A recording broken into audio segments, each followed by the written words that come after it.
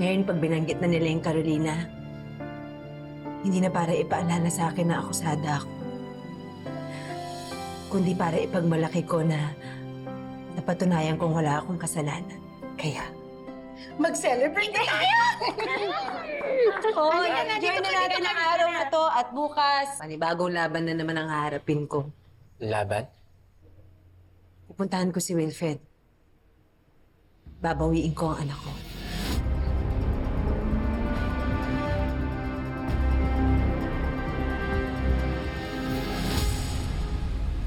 Amber, darling, you're supposed to chill. Kaya nga tayo nag-hangout to shake off what happened. I just feel lousy. Parang nade-deja vu ako na hindi. Parang 2 beses na akong naloko. Una, naniwala ako na Lorena yung pangalan ng Tita Carol tapos Carolina pala. Then naniwala ako na siya yung killer ni Mommy. Pero hindi pala sabi sa korte. Ang gulo lang. Baka naman kasi you're overthinking. You know what? Grace is right. Isa lang ang dapat isipin ngayon, Amber. Even if that stupid court acquitted Carolina, it will never change the fact na niloko niya pa rin kay ng dad mo. She still lied to you and hurt you. You're this messed up right now because of her. So whatever the court says, you need to be careful and make sure not to trust her again. Mahirap na. Baka lukuhin na kayo ng dad mo ulit. Do you want that to happen?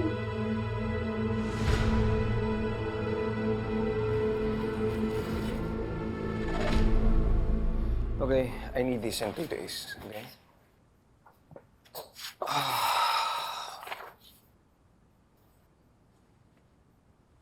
Pare, nakausap mo ba si Carol kahapon? Hindi ka agad sumunod sa amin eh. How is she? Pare, okay naman siya. Masaya naman. Finally, nakalaya na eh. Yeah, that's good.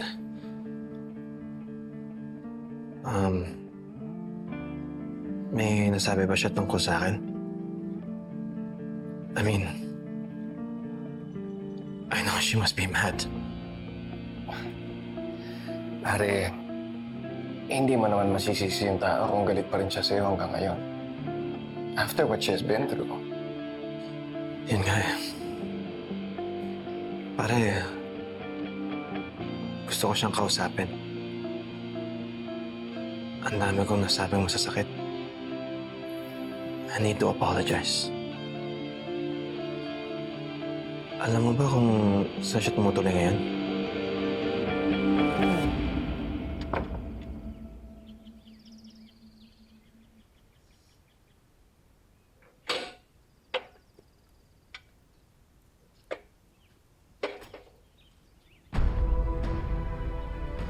Carol?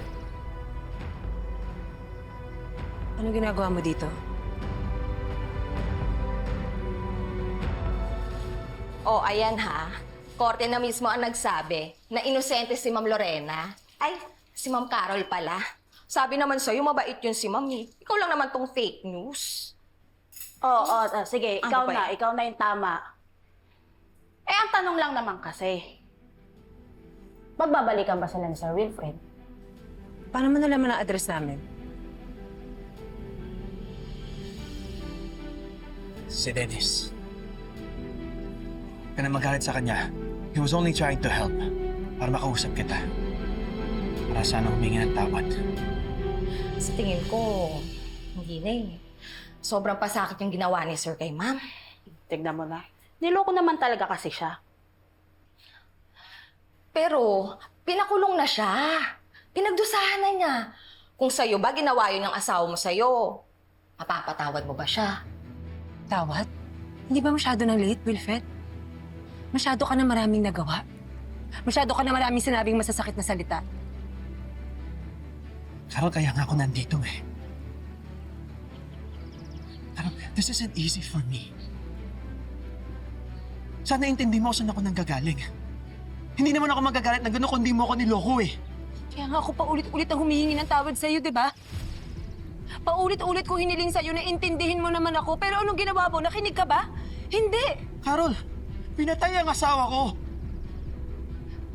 And we all thought you did it. How was I supposed to cope with that? I was confused, I was angry, I was battling everything inside. Gusto ko maniwala sa'yo, gusto ko intindihin, pero pabalik-balik sa akin yung panloloko at pasisunungaling mo. Kaya mo ako pinakulong. Pinabayaan mo ako doon ang hindi ko naman deserve. Carol, how was I supposed to know you didn't deserve that? You had every chance to tell me the truth. Ayoko kayo masaktan kaya ako lumayo. Pero ikaw tong lapit ng lapit, di ba? Nangligaw ka, nag-propose ka. Carol, ginawa ko lang yun kasi akala ko mahal natin ang isa't isa. After that, you had every chance to tell me, pero tuloy mo pa rin pagpapanggap. You may not be guilty of killing my wife. Pero guilty ka pa rin sa panloloko sa akin. Kaya nga ako nag-sorry, di ba? Ilang sorry pa ba ang kailangan kong gawin? Hindi kasi ganun kadali yun eh. Lorena, ang lalim ng sakit. Hindi kaya ng sorry lang yun. Ano pa ba ang gusto mong gawin ko? Hindi pa ba enough na pinakulong mo ko? Na namatay yung anak ko nang dahil sa'yo? Hindi pa paparusa na nilayo mo sa akin si Lia? At araw-araw halos mabaliw ako kakaisip kung kailan kami magkikita ulit. Wilfred, kung hindi mo ako mapatawad sa pagluloko ko sa'yo, hindi ko rin alam kung paano kita mapapatawad sa lahat ng kasalanan mo sa akin. Nasaan na kaya sila? Kanina pa sila lumapag ah. Eh, ba't di mo na lang kaya tawagan si Wilfred? Ito na. Lia? Nainay! Nainay! Nandito na po kami! Lia, anak. Kailan na po kita makikita? I wanna give you a bear hug! Anak, gustong-gusto na rin kita mayakap at makita. Miss na miss ka na ng nainay. Sobrang miss, anak.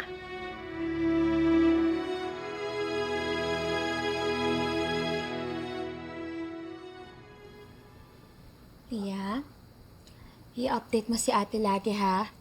Tsaka pag sinabi sa'yo ng nanay mo na aalis kayo, kunyari, pupunta kayo sa ibang probinsya, huwag ka basta-bastang papayag at sasama, okay? Sasabihan mo muna ako or si Dad.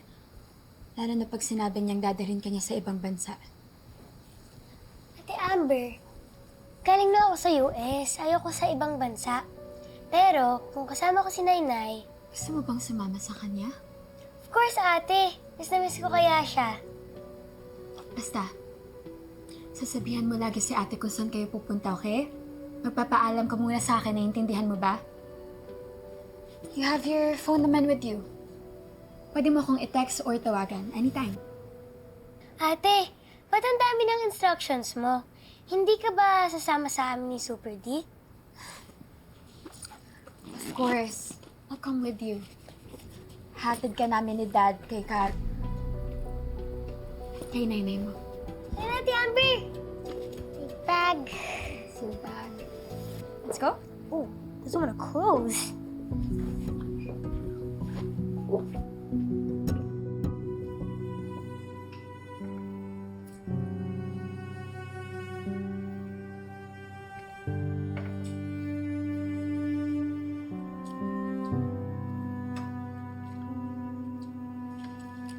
Sarap na kaya? Baka mamaya hindi na ito yung favorite ni Lia. Baka nagbago na. Ano ba? Ito na nga. Relax ka lang. Kahit naman anong lutuin mo, sigurado kong magugustuhan niya ng pamangkin ko eh. Patikim. Kasi naman manang eh. Ito na yung matagal ko nang hinihintay. Nagkikita na kami ng anak ko. Ano ka ba naman, anak? Hinang malalim, pati ako nininervyo sa'yo. Masarap. Masarap? Talaga? Totoo. Ano nga? Kung ikaw kaya, di ba masyadong maalat? O Hindi. parang, Sakto yung lang. parang walang linamnam?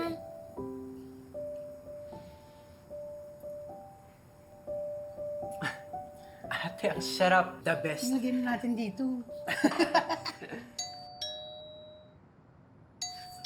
Ayun na siya. Ayun na siya. Sandali, sandali. Ako na magbahala! Ano, okay na ba ako? Okay ba ako? Dali! Ano ba? Pati ako nininervous sa'yo. Okay. Sige. Ayos, ayos. Ganda. Okay. Ikaw yung pinakamagandang nanay sa buong mundo. Ha? Ayun na siya. Ayun na. Lia! Hindi mawawala, hindi mababago, na ang alam ko lang ay magmahal sa'yo, nahihirapan man. Lia! Sa wakas nakita na kita, anak. Alam mo ba, umaga tsaka gabi nagdadasal si Nainay na magkita na tayong dalawa. Ako rin po, Nanay. Every night, I pray na magkita na po tayo. I also miss the times na kasama ko po kayo sa bed every time I go to sleep. Love ko, Nainay. Tristan, bigay mo kay Lia. Sabihin mo, mahal na mahal ko siya. Pero, Nainay, hindi ko po kasi siya masyado sinusuot kasi baka po maluma. But I still always kept it.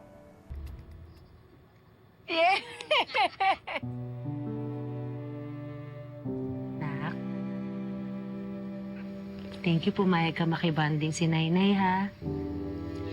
Of course naman po, Nainay. Ang tagal-tagal lang nga po. Since last time eh. Sorry, anak, natagalan bago tayo magkita, ah. Sorry kung marami akong namiss sa buhay mo. Hindi kita nahatid sa school, yung mga event mo, tsaka yung Pasko and birthday, hindi tayo magkasama, magkahiwalay tayo. It's okay, Nainay. In-explain naman po sa akin ni Super D. Kinulong daw po kayo ng pulis kasi may kasalanan daw po kayo. Pero hindi niyo naman daw po talaga ginawa yon. And may napanood po akong balita tungkol sa kaso niyo po sa online. Diyos ko, anong napanood mo, ha? Hindi ko po naintindihan lahat, pero ang tapang-tapang niyo po, Nainay. You really gave it a good fight. Alam mo, Nak, meron natutunan ko, anak. Kapag nagsasabi ka ng totoo, nasa tama ka, paglaban mo, patunayan mo, huwag ka susuko. Nak, alam mo ba, ikaw yung inspirasyon ko para magpatuloy. Proud na proud po ako sa inyo, Nainay. Thank you, Nak. Laki-laki mo na nga talaga, nakakaintindi ka na. Proud na proud din ako sa iyo, anak. Thank you, Nainay.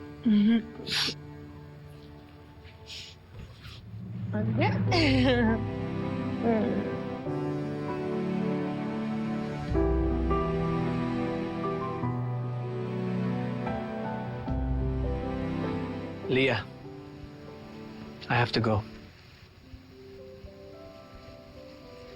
Come say goodbye to your Super D. Bye, Super D. Behave ka, ha? Love you. Love you, Super D.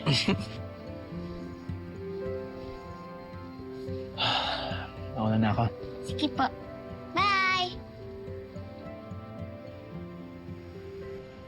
Alam mo, Amber, imbes na palagi kang nakikinig sa Tita Ron mo, why don't you listen to your heart? Ewan ko. Something within me wants to give my friendship with your son another chance. But something is also holding me back. Hindi ko na alam. Baka makatulong if you take a break muna. Why don't we go to the bar na sinasabi ko sa'yo?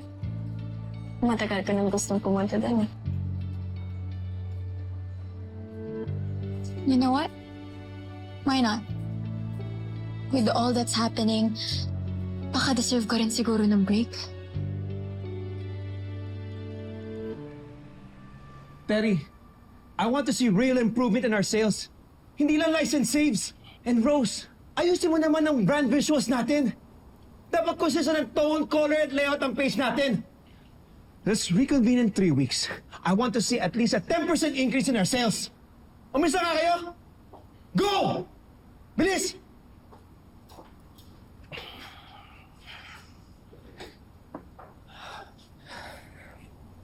Pare, what's wrong? Ano to, dahil ba to kay Carol? Sa pagpapahair mo kay Leah, apektado kay ni Amber? Pare, ako nga mas apektado eh. Carol said something to Leah na hindi niya dapat sinabi. Ano yun?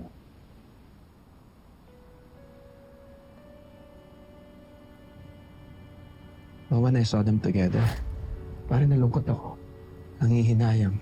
Para akong nagsiselos na naiinggit. Nakita ko sila masaya.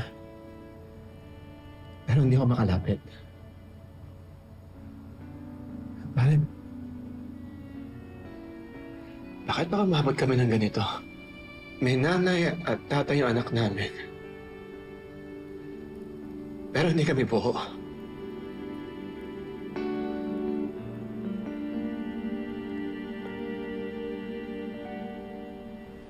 I love the vibes of this place. Thanks for inviting me here, ah. Yeah, of course, Thanks, girl. Kuya. Thank you. Cheers! And you know the best part about this place? Onti pa lang nakakaalam nito.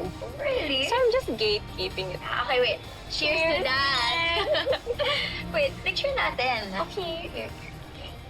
Pretty. This is nice. A story this. Sanara. Hi. Kumusta? Amber, isn't that Tristan?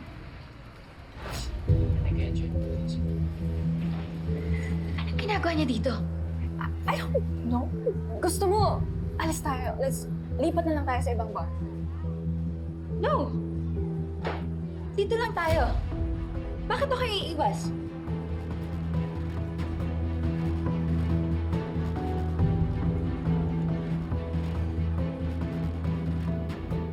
Thank you po, Nainay. Today was a good day. No, it was a great day. Parang bumalik po sa akin yung happy moments natin noon. Parang nag-rewind po 2 years ago. Thank you, anak. Hayaan mo. Meron pang bukas, next day. Marami pa tayong pwedeng puntahan at gawin. Sobrang looking forward po, Nainay. Mabawi ako sa'yo, anak. Sa lahat ng mga taon na nagkulang ako. Nainay, okay na po to. Basta ang importante, magkasama na po ulit tayo. Sweet-sweet naman ng anak ko. Baby girl. Ay, hindi na pala masyadong baby girl. Sige, pray na tayo para makatulog ka na. Bago po tayo mag-pray, Nainay, tawagan ko po muna sa Super D. Kasi madalas po kami nagkakall nung nasa US po ako eh. Papaabot po ng cellphone po, Nainay. Thank you.